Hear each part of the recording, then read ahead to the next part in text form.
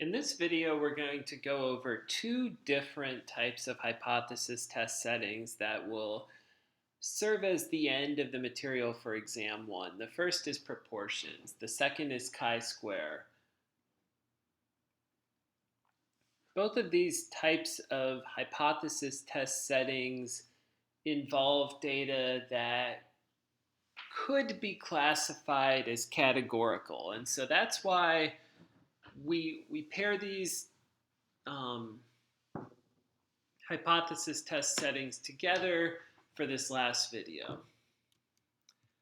So the first setting is proportions. Proportions is a setting that we can use when there are just two potential categorizations of data. Either it falls into a category or it doesn't, and we're interested in the percentage of responses that fall into a particular category. So in marketing, you may be interested in a specific percentage of customers that buy a product. Now that percentage is between 0 and 1. And what you might think to do is just to survey the customers, ask whether they'd buy the product, and tabulate the results. One issue there would be that maybe there's a percentage that you're interested in, but then when you conduct the survey, the numbers that you get from the survey don't exactly align with that percentage. And so you know that if you were to go out and do the survey again, your results would likely change, but then it's kind of difficult to know what to make of all of it. And so what you would want to do is to do a hypothesis test with the data that you do have against the percentage that you're interested in. And we do that with the proportions setting. So proportions are decimals bounded between 0 and 1. So we express 10% as 0.10, and the minimum percentage is 0%, the maximum is 100%. P0 is the claim about the proportion. So that is the parameter of interest, and we will be using our sample of responses to compare against that parameter. That's a sample proportion P hat. So we compare the sample proportion to what we think. Now, the sample proportion, you have N survey responses and X meet the criteria. So X say they'll buy the product, X say they'll vote for a candidate, etc. Okay. This is the test statistic for proportions. It's a z-score, so we go back to using the one-sided and two-sided values earlier. Kind of think of it as being motivated by the binomial distribution if you remember back to stats 1. The test statistic looks like this. I have my sample, that's p hat, that's the number of responses divided by the sample size, minus p0, which is my claim. In the denominator, I have the square root of p0 times 1 minus p0 divided by the square root of n. This does look a little bit like the standard deviation of the binomial distribution. Okay, let's go over one example of this. So suppose the College of Business believes that 35% of students use LinkedIn. And we just send you a one-question survey to see whether or not you use LinkedIn. So we sample 500 students and 189 say yes. Let's have a look at the first sentence. We believe that 35% of students use LinkedIn. I express the 35% as 0.35. The 0.35 is my P0.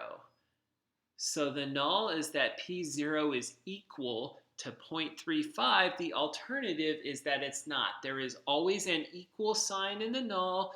There is never an equal sign in the alternative, but there are no context clues to indicate that it's one-sided. Okay, so if we go back to this previous slide, we should be thinking that we're going to use the critical values 1.65, 1.96, and 2.58. Okay, so the proportions test statistic is super smooth to run. We have 500 in the sample, 189 say yes, so my p hat, my sample proportion, is 189 out of 500. So I believe 35% use LinkedIn, but then when I sampled, it turns out that 37.8% use LinkedIn. And so I'm just trying to see whether that's a large enough gap from 35% to place my data in the context of the alternative. So I make the test statistic. In the top, I have minus 0.378 minus I have 0.378 rather minus 0.35. And in the bottom, I have 0.35 times 1 minus 0.35. So that's 0.35 times 0.65, which is 0.2275, divided by 500. I take the square root of that.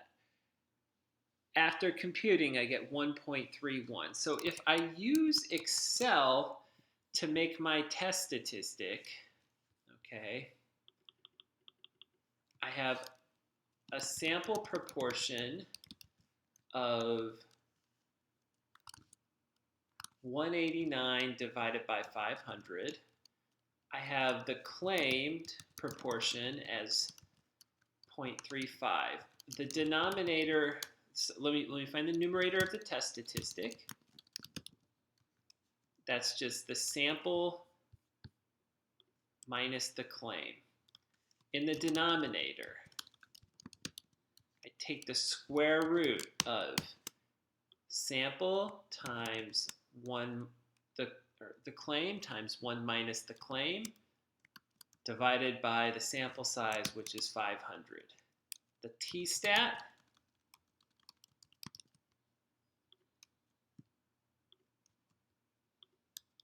is this 1.31. So let me just hone in on the denominator. I have P0 here times 1 minus P0 divided by N, which is the sample size. And that's the same thing that I have on these slides here. We would not reject the null at any level. A couple comments on when proportion test statistics are used. They're used in voting. So there are key Senate and presidential races coming in the fall. And if I'm the Democratic Party or the Republican Party, I need to decide how to spend my money to optimally get the best outcome. I use polling to determine whether a candidate is statistically likely to be competitive or not. And if they're not, I stop spending money. Think of any type of internal survey where you're trying to figure out how people feel about something. Think about product desirability. Any of those things, we would use a proportion test statistic. So it does have some usefulness. I think this is a simple thing to try to implement. I would encourage people when they're doing work where you're just trying to categorize into two separate groups to consider the proportion test statistic, because the proportion test statistic is a nice way of potentially testing what you might think to be true. And you should normally, if you're going to offer a product, there's some internal cutoff where if it doesn't exceed some threshold, you won't offer it. So this is an easy way to kind of look at that. Okay. The last type of hypothesis testing that we're going to do in this class is what's called ChiSquare testing. So in Stats 1, you may have seen some categorical data. And it may have been in the context of a discrete probability distribution. So the number of people that like Snickers, the number of people that like M&Ms, the number of people that like Skittles, the number of people that like Starburst, then you have some probabilities based on the results of the survey, and that's a discrete probability distribution where we just count the number of times that you respond with the candy that you like.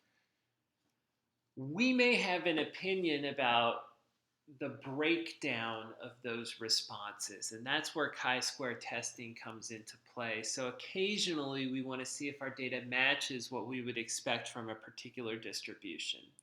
Now, if we had quantitative data, we would make a hypothesis about the mean, but It's not clear how I average the Skittles and the Starburst and the M&Ms and the Snickers together. In fact, I can't do it. They're words, they're not numbers. So there is no mean or standard deviation with categorical data.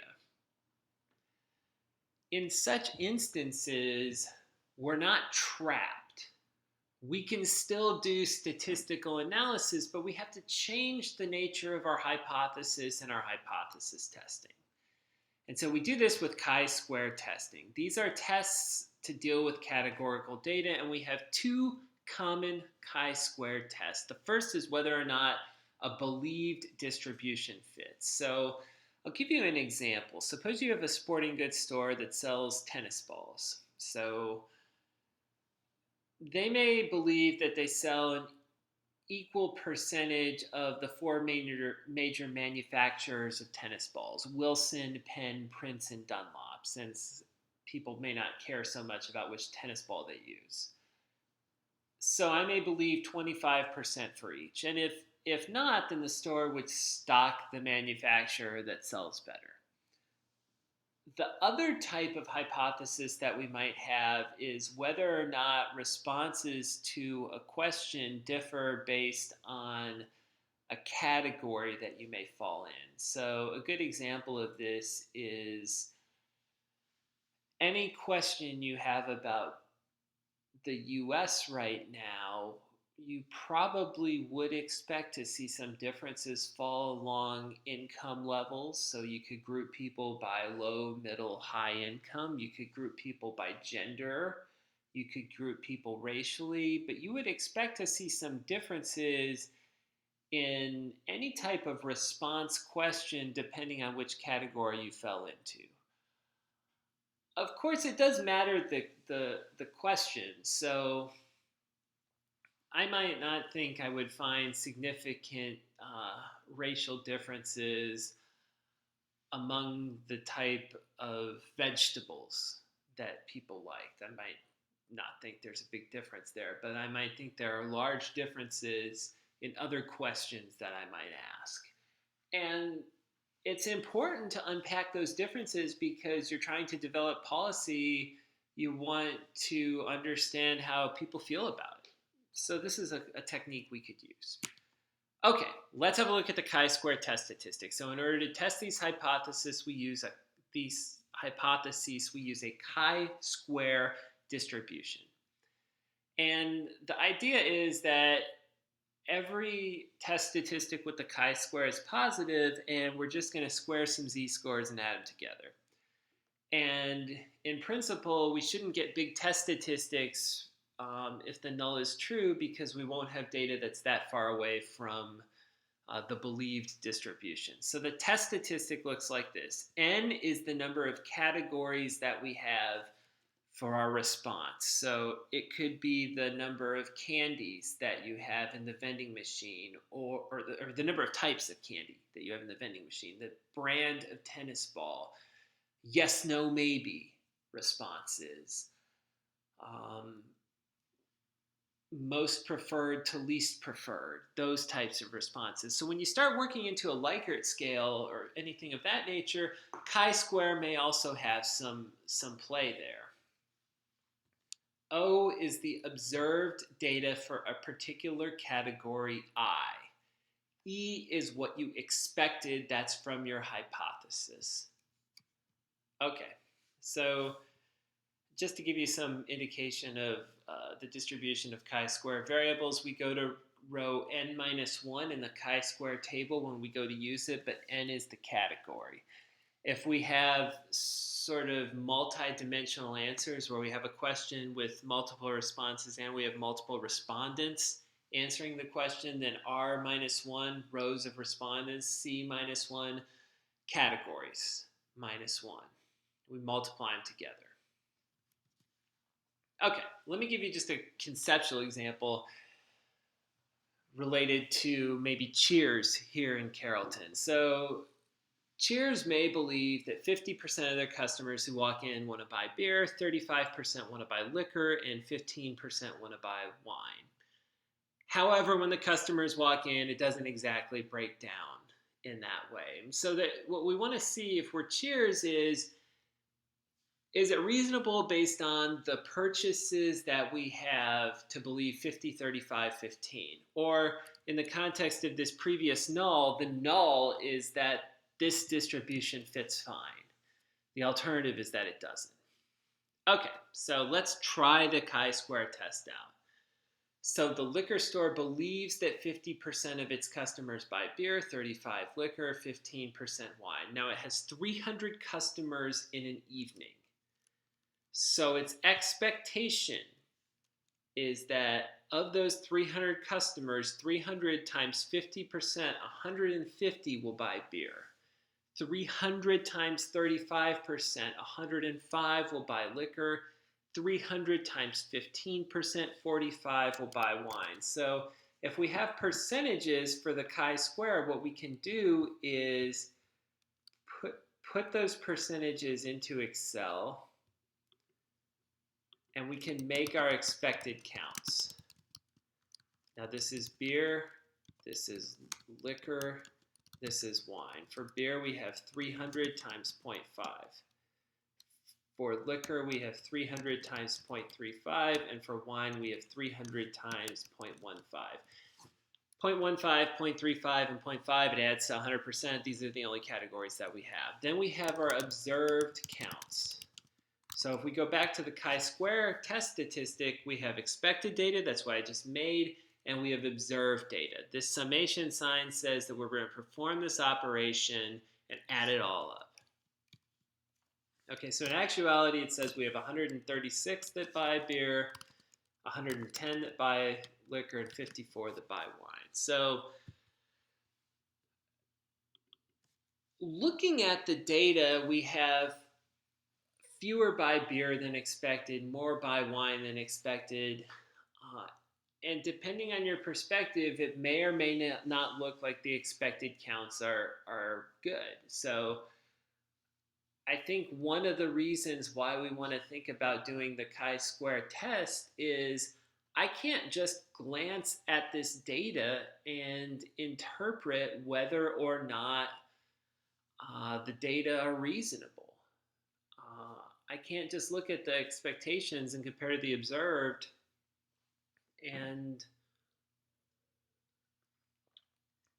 conduct an analysis just by looking at it to see whether the expected are reasonable. I have to do the chi-square test statistic. So I can do that in Excel. This is the chi-square test statistic. I take the observed minus the expected squared. So this minus this. Okay. Then we squared.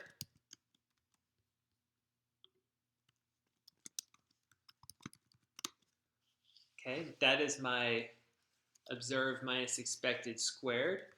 And then we divide by the expected.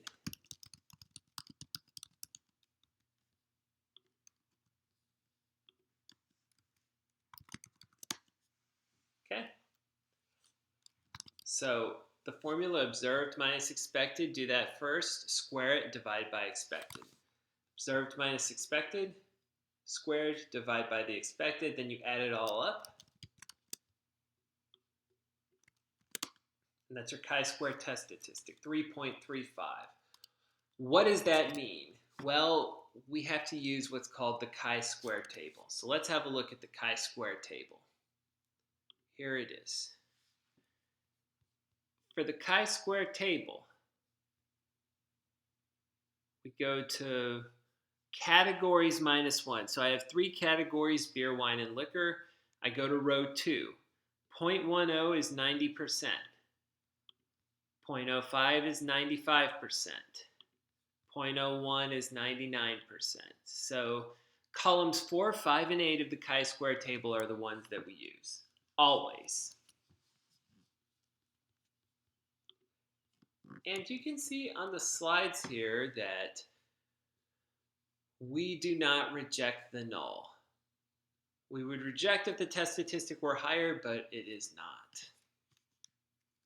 Now we can also do this by multiple categories, so we can test the second hypothesis. The second hypothesis is whether or not 2 variables are independent. So just to summarize the chi-square test, what the chi-square test does is there's a believed distribution, a believed percentage breakdown. You take that percentage breakdown and you multiply each of the percents in the categories times the sample size to make expected counts. Then you are provided with the observed counts and you compare the two. So this is the data. This is the belief, and we convert the belief to a count. Okay, so we can also do breakdowns by multiple categories. We can see whether there's a statistical difference in response based on who responds. So have a look at this data right here. The question is how optimistic you are about the state of the American economy. We have two age groups, young adults and older adults. We have three responses, optimistic, unsure, or pessimistic. If you take a look at the young adults, it seems like they're a little bit less sure than older adults, and they're a little bit less optimistic. So we may think that responses differ based on who responded. The null is that the rows are independent of columns, though. So the null is that it doesn't matter who responded, the breakdown of responses is going to be similar. The alternative is that it's not. We have to compute expected counts. So when we have multiple rows and multiple columns, we make expected counts. We take the row total times the column total, divide by the grand total. Okay, so here we have young adults, and we have older adults. And they're either optimistic, unsure, or pessimistic. These are the responses.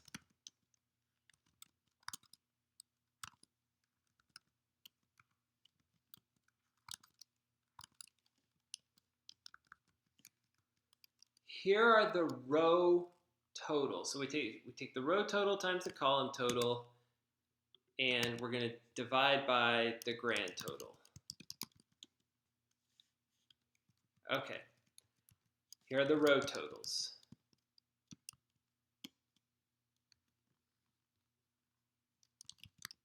Just add them up.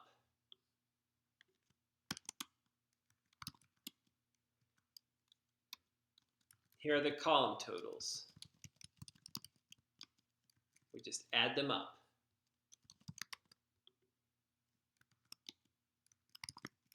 And copy them over. You can either add the rows or the columns for the grand total.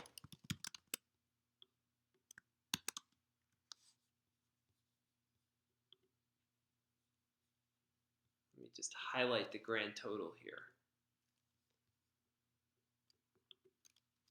Okay, so we have 1,000 total people that were surveyed, and this is a breakdown of results.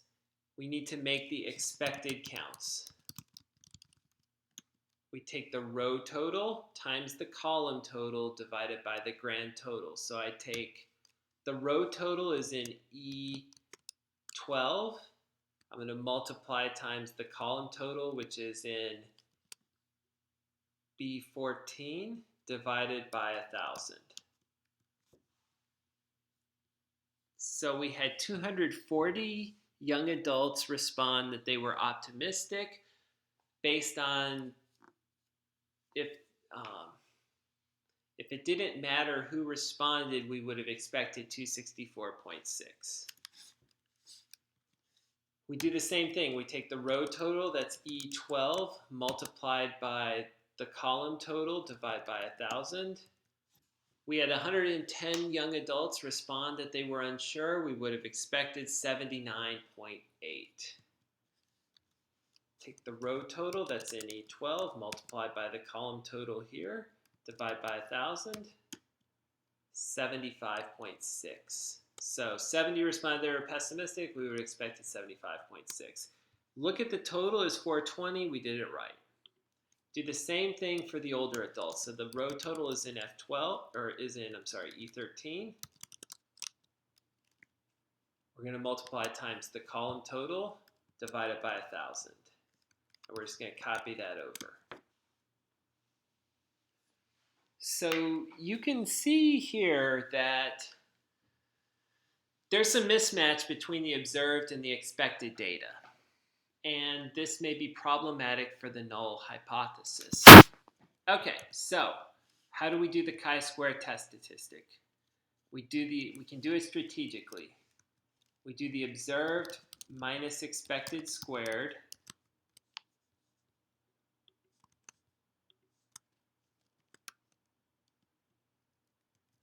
divided by the expected. So the observed is in B12. The expected is in G12. We square it and divide by G12. We copy it down and to the right.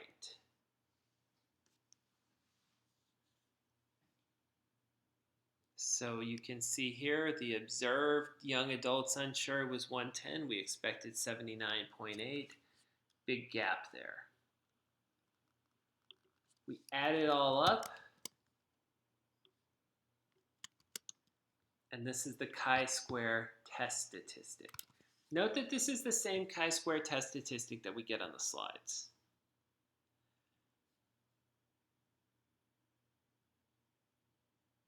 The degrees of freedom. We have 2 rows, 3 columns, 2 minus 1. So if you're not old, you're young. That's why there's only 1 degree of freedom. Once we know if you're not young, you must be old. Once we know that you didn't respond optimistic or unsure, you must have responded pessimistic. So essentially, if I know what's in these 2 cells here, I know the rest of the responses because I know how many young adults there were, and so I know what they said. 24.36 exceeds all the row 2 critical values. I reject the null. Excel will do this for you. So I can get a chi-square test. I can do chi-square test. I just take this is the observed data. Here's the expected data. And it will produce a p-value for me.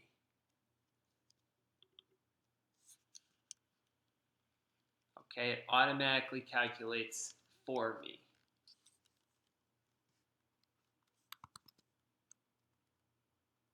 I can back out a test statistic if I need to. Couple comments about the chi-square test. On the test, I would have a maximum of 2 rows and 2 columns. Most of the time, we're going to be doing questions that look like the first chi-square example, where we have believed percentages and we compare to actual percentages.